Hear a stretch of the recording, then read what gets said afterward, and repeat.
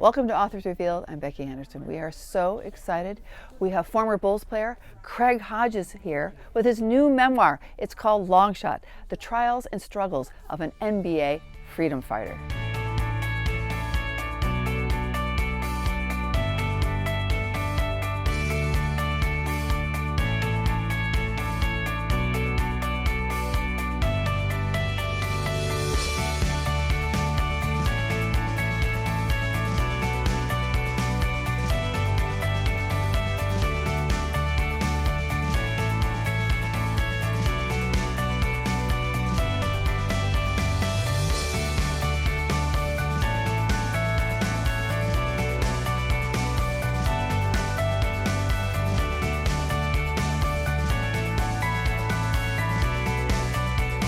Craig, welcome to Naperville and Anderson's. Thank you. Appreciate the invite. It's great to have you here. We're thrilled about your memoir because I think you've answered a lot of things for some people. I mean, some of your huge fans, I think they're going to love reading your story and really understand you as a person. And what you stand for. It's been a fun journey doing it, and to get opportunities like this is something that, you know, when you're in the process of doing it, you don't really know what it all entails. But you know, since it's been released, it's been somewhat fascinating to see the cross section of different people that have enjoyed the read. Yeah. So now that it's been out a little over a month or so, what are you hearing from your family and family or maybe your former teammates? Actually, or a lot of my real close friends that I grew up with, it surprises me how many of them didn't really know intimate details of your life. You know, you grow up as childhood friends, and most of the time you're running to their front door, they're running to your front door. Every now and then you might come in for dinner or something, but you don't never really know what goes on in someone's house as far as how they're raised. And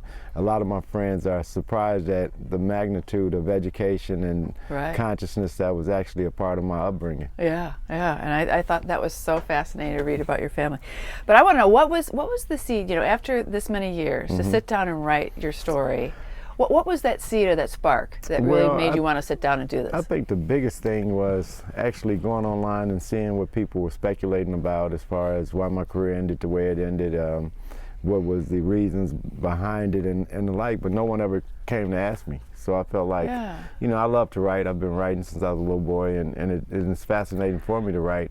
But I never really knew the process of actually getting it done, where I have probably boxes of stuff that could compile a book, but I never really understood the essence of going in and taking the time and actually carving out the time. And it took 18 months to do it, so it's almost like a baby times two getting it done. So it's been a good process and one that I've enjoyed the whole way. Great. Well, I hope this isn't the last. I hope you'll do something else too. In fact, I started another one already, so I'm looking forward to doing that. Well, you know, reading this, I kept thinking this would be so great if you did a kid's book. Yes, and that's one of them that I'm thinking about doing, because one of the things that I want to leave on this next generation is that, you know, I think the importance of writing, and that I don't want it to be a lost art among young people. I don't think it should be. I think it has to be, with the way the interactive things are going on with the social media and the like, I don't want us to forget how important it is to put a pen to a piece of paper. And it would be great for you to present in front of big groups of kids because of all your coaching experience too. It would be really incredible. One of the compilations of books I want to do is I had a chance to speak at Michelle Obama's school in Park Forest, and we were talking about my book at the time, and the children actually sent me a bunch of letters of how they enjoyed me coming to talk to them. So I'm thinking about doing something in conjunction with them and what they wrote me back as far as their letters were concerned. That would be great. That would be great.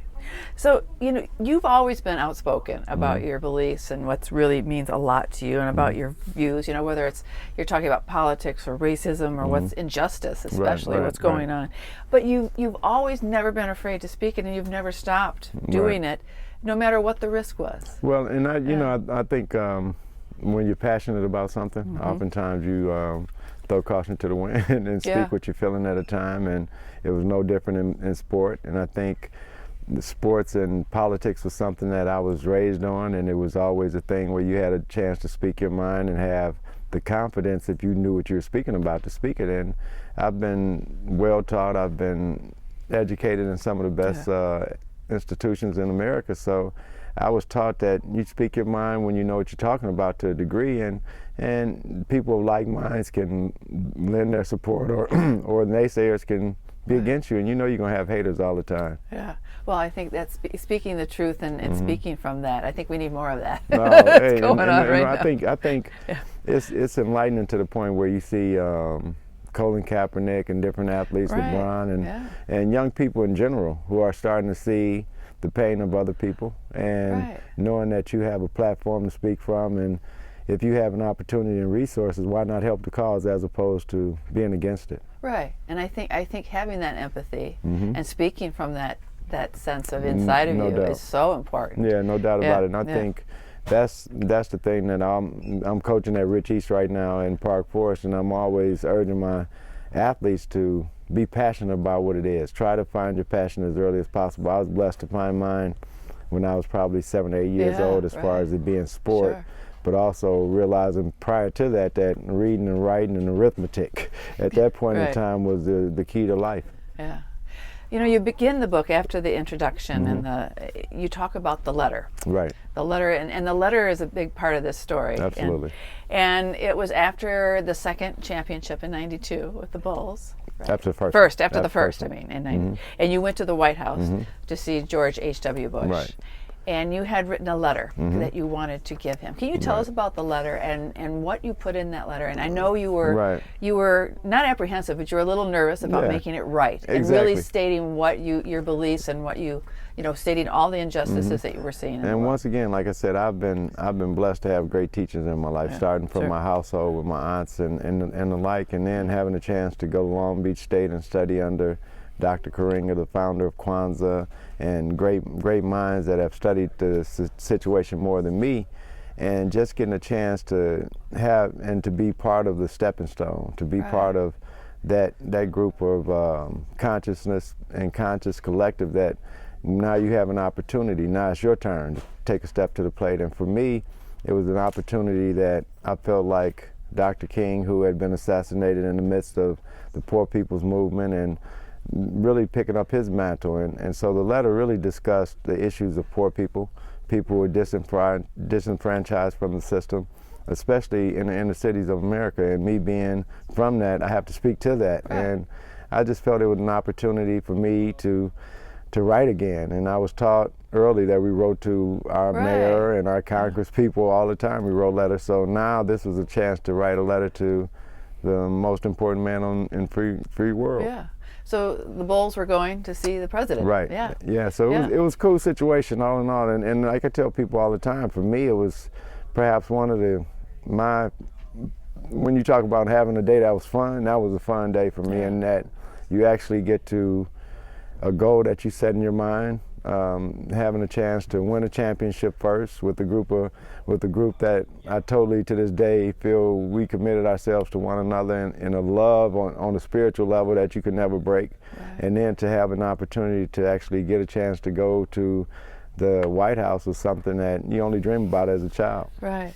And I think there were things going on, though, in the United States, and also what we were getting into internationally, that it was a really good time. No time. And that's the part that I think, you look at the timing of situations that you can't really pick them yourselves. Or I think everybody would pick the perfect situation. And I think there's really no perfect situation. I think when we see suffering is suffering. And at that point in time, it happened to be a more conservative spirit in the nation, that it was conservative time.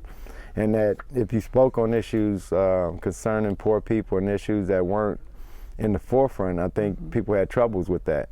And I wore a dashiki the whole time during the playoffs, so it wasn't anything of the media that was around us that would travel with us. But I think when we got to more of a national spotlight and an international spotlight, people kind of looked at it in a different light. And for me, it was just a cool day, man. Yeah. Well, you looked great in that thank too. You. It's such a beautiful costume. Yes. It was African costume. And for me, it was just a cultural imperative that I studied my history and knowing that where we came from, and that when you go to a royal event, you dress regally, and it wasn't any disrespect intended. Right. Yeah. So, you know, the letter, you didn't hand it directly to the president. Right. So tell us what happened to it, because it did end up getting out to the press. Right. Yeah. So what happened was, when I told our PR guy for the Bulls, Tim Hallam, that I had written a letter to the president, I wanted to give him to him. So when we actually got to the White House, he spoke with the Secret Service and let them know what I wanted to do, and they told us that we couldn't hand anything directly to the president, so it would have to go through his press secretary, and we did that. And once I got a chance to actually see the president face to face, I let him know that I had written a letter to him, and could he take a chance to look at it. And he was very gracious in as far as how he received me, and the fact that he said he would read the letter and let me know something. Right. But I never heard back. Right. But the press, you know, did print it. And absolutely. So what did you hear after that? At least maybe from the public. Well, or from, you know, and that's another reason why I wrote the book, is that for me everything was speculative. That it was a matter that Craig didn't get re-signed, so it's sour grapes. He's at militants shouting about injustice again, and really he couldn't play. But more importantly for me, it was just a matter of saying that, let's take a look at my stats. Let's look at what I did over the body of my career and compare it from the standpoint of other players who have done similar things, but no player did what I did, in as far as winning 2 world championships and 3 consecutive three-point titles. That had never been done, so there was no precedent. So for me, it was just understanding that different things can happen, and that the ramifications of standing up can be what they are. And that don't drop your head, raise your sons, and get moving, and can continue to go forward. Right. And you know, and I think a lot of people could believe, because you were so exciting to watch play. Thank you. You were really incredible. So in a way, handing a letter or passing it on to the President of the United States, you're teaching us all a civics lesson, which a lot of people need today, because if you have something to say, send it to where it counts. And I think that's one of the biggest things for me is I feel blessed to grow up during the era that I grew up, that it was a civic-minded situation, that it is indeed a village, and that the village was unified in where we needed to go. And I think today, with so many distractions and so many different pressures coming on different people from different angles, I think the biggest part of the civil rights movement was the heat was coming from the same place. Whether you were Jim Brown, whether you were Muhammad Ali, whether you were Eartha Kitt, it didn't matter, that the political heat was coming from the same place, which was Jim Crow segregation. Right. So, you know, being an activist and being an athlete, and you know, a freedom fighter is a part of the title of this. And, you know, late 80s, 90s, you know, you're playing professional basketball. How did your teammates, because you're outspoken, and I think you were trying to teach them something too, and to be aware of stuff like that. So what was the feeling of your fellow teammates? And then also too, it's so different today. Right. Yeah. And one of the cool parts about it for me is that sometimes when you're on the island, it's cool with that, you know, when you see that the conscious level of what you've studied compared to what your teammates have studied. And for me, it was always cool that I could share different things that they had no clue about. And for me, it was, how could you have no clue about some of this when it has been so almost vanilla in my life when you look at the facts of it. And so for the main part of it was that they were very receptive. Every team that I played for, when I've shared information, from white, Mexican, didn't matter what player, what nationality of the player, we would always have engaging conversations. So for me, it was always, how do you break down the mundane season, the boring road trips, the boring bus rides, and it was always conversation, and being able to bring facts that backed up your conversation, whether it was a book, whether it was a video, whatever it was, that I would always try to share that, and most of the time it was always cool. There was never any negative energy towards it. The players who didn't want to hear it would go to the back of the bus or the back of the plane. You know, we would always have great conversations. And I think a lot of the issues that you must have been talking to your fellow teammates, a lot of those issues are still here today. No question about it. We were talking about that earlier today, is that not only are they here today, but they were here 30 years prior to us talking about them. So, and that's the sad part of where we're at, is that we haven't really done what I think we could have been capable of doing, especially when we won a championship here in the city. I felt like we could have done more towards eradicating a lot of the issues that we're facing now. Sure.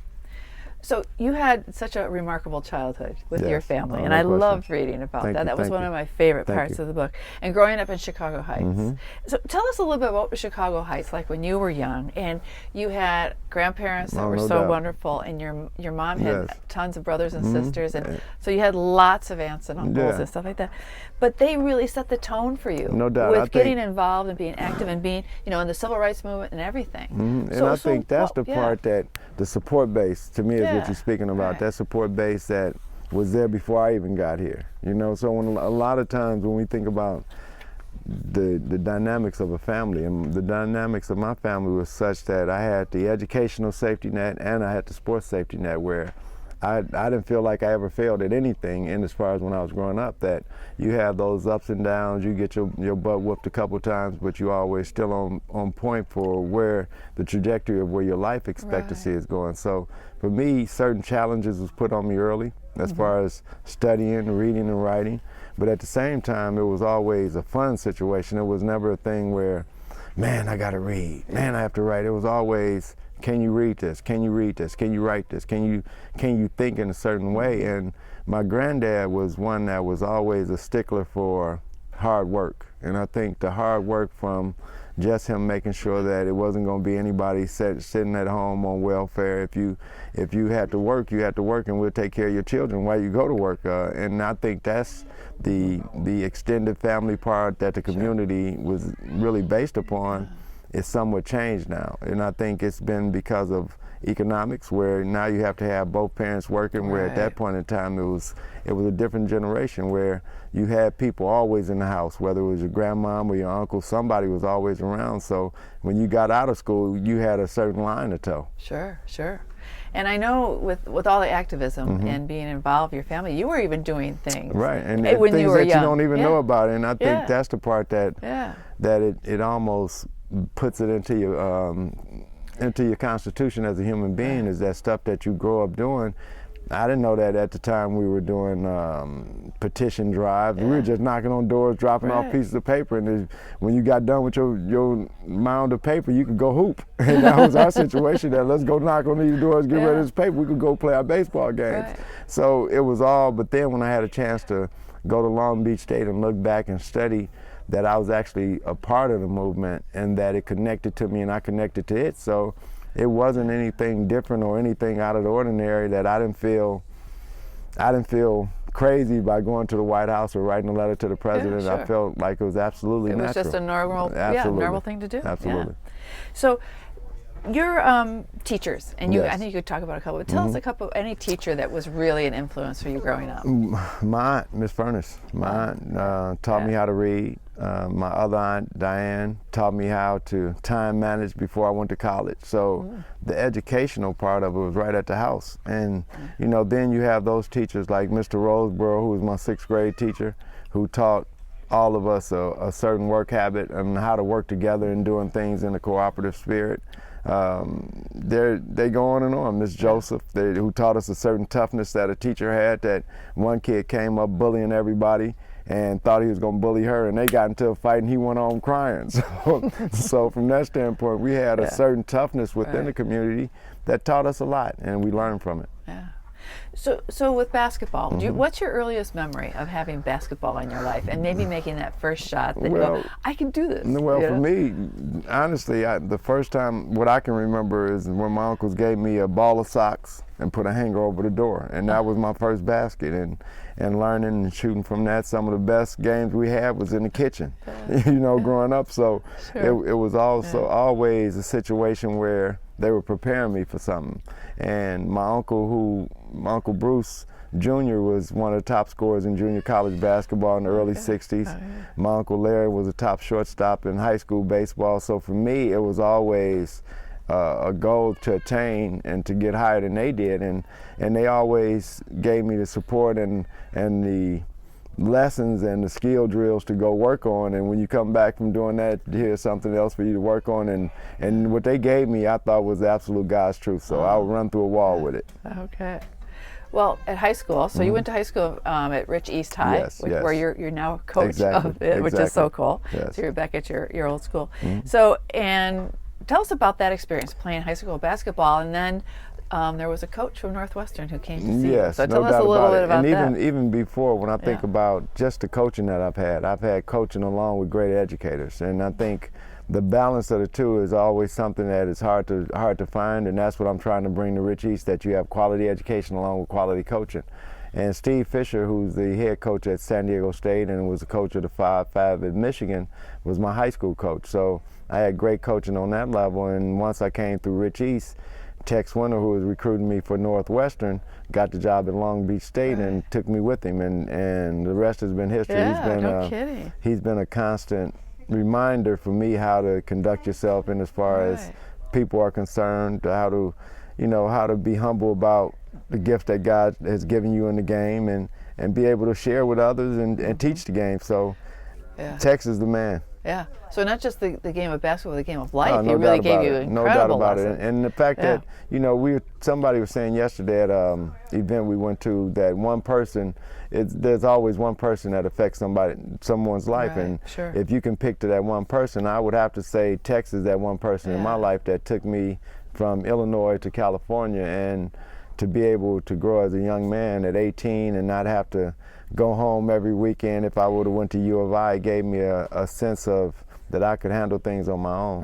Right. And then when he ended up at the Bulls too, and the Lakers for that matter. Right. That sure. And he always told me that when the Bulls brought me into Chicago, it wasn't him that brought me in. It was Johnny Bach, who recently passed away, and I give his family condolences. That Johnny Bach always loved how I was able to stretch defenses, and the defenses that he always put against us had troubles because I would stretch that defense with my jump shot. So he said, we need to get him. And Tex couldn't really say anything because they knew that Tex loved me. So the Bulls were, it was kind of tough to get me here. But finally, when I got here, we were able to win a championship and win a second one. And when Phil did his second round in Los Angeles, he brought Tex in, and Tex brought me in with him. Yeah. So it's been cool. Wow, what a relationship. Yeah. That is so great. So after, you had such a career, and you were you were at the top. These 2 championships and all the 3-point, leader that you were for the 3 years. And then this happens. Right.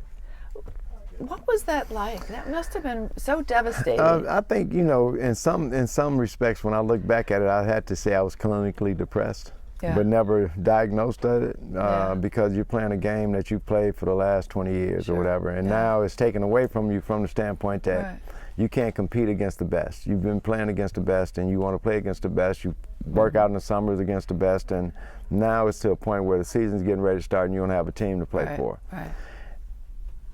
Somebody's gonna come call. You're gonna get a workout and all of that, and then finally you have to tell yourself, okay, it's not happening. It's not gonna happen.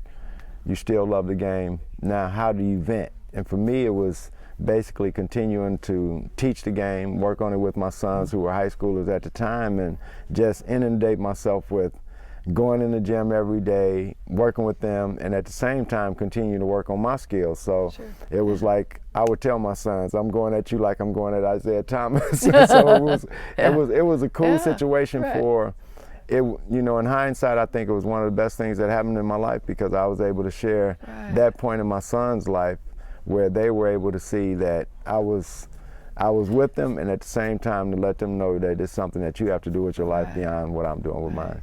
And one story you relate in the book about meeting Nelson Mandela. Yes. And a time when that was, and how incredible, and how he knew you right off. Right, and that was shocking to me, that when you think of for me, the epitome of a freedom fighter, that you could actually, I study Malcolm, study Dr. King, but never get a chance to actually shake a hand and to actually sit next to him at a meal and to just soak up the energy was cool for me. And I actually, for him to say that he actually knew me, and I was like, wow, that's cool. But more importantly, for me to be able to say that, I've had this opportunity is something that's awesome and something that I never forget. Yeah. So, reading the book, and you always seem like that person who's always conscious of the needs of the people that are around you, whether it's your family or it's your teammates or whoever it is. And I think that's something you've probably carried, in so many, because you've coached in different places and you've coached different ages, of course, professionals and then amateurs.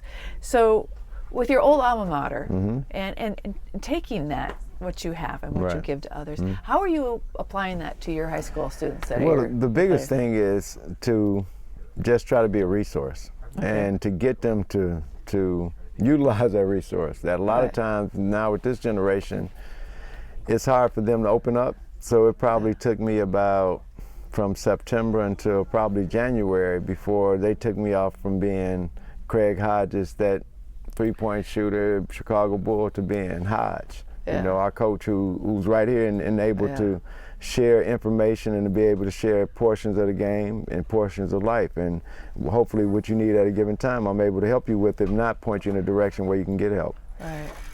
And community, I know, is so important. Right. And it can be the community you live in, it can be the community, there's so many different communities, but how important it is to build those. And I think the biggest part of that is working on it from a local to local base, that initial local interface, and then how can you make that locality a little bit larger to a little bit larger to before you know it, we've reached the planet. And I think it's one person at a time, one interaction at a time, and being able to carry a spirit that's beyond you, that is larger than you, and let that be known that it's not about Hodge, it's about something bigger and more purposeful.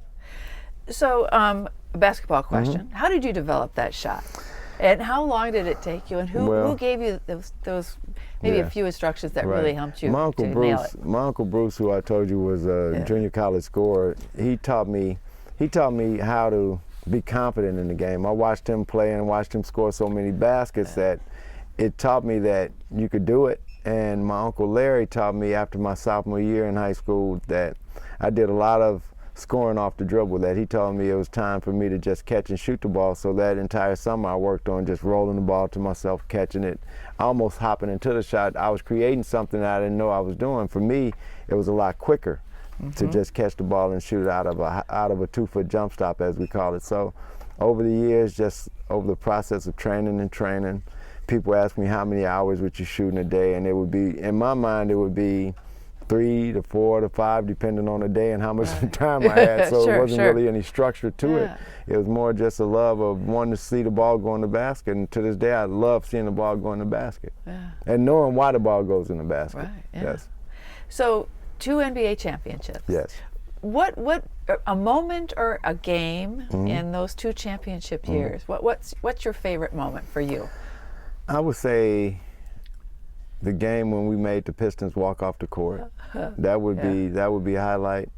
And winning in Los Angeles, actually seeing us take a lead, us continuing the lead, seeing the clock roll down, third quarter ending, and you know you're getting closer and closer to the goal that you set as a unit, and then disappointed so many times before by the Pistons. You know you've gotten rid of them. Now it's a matter of going through Magic and his team, and to actually see the clock tick down, and you know it's 5, 4, 3, 2, 1, and you're getting ready to win it, and no more games to play. That's the greatest feeling I've experienced as a player. Okay.